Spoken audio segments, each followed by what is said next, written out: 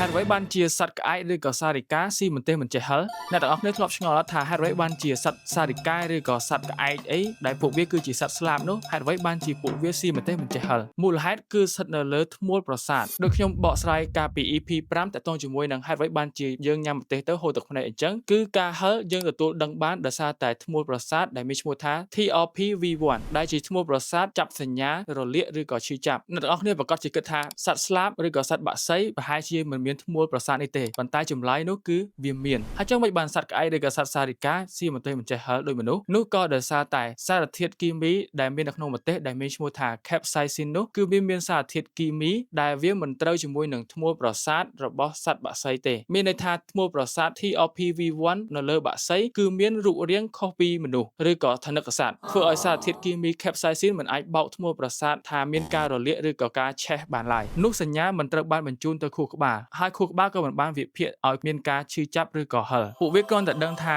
ម្ទេសគឺគ្រាន់តែជាផ្លែឈើធម្មតាសម្រាប់ពួកវាមូលហេតុនេះហើយទើបយើងឃើញថាសត្វក្អែកឬក៏សត្វសារិកាឬក៏សត្វស្លាបផ្សេងៗគឺវាស៊ីម្ទេសបានយ៉ាងសប្បាយប៉ុន្តែអ្នកធ្លាប់ឆ្ងល់អត់ថាតើម្ទេសវិវត្តខ្លួនឯងឲ្យមានរសជាតិហិលដើម្បីអ្វីចាំខ្ញុំនាំអ្នកឲ្យឆ្ងល់តាមខ្ញុំនៅវីដេអូក្រោយទៀត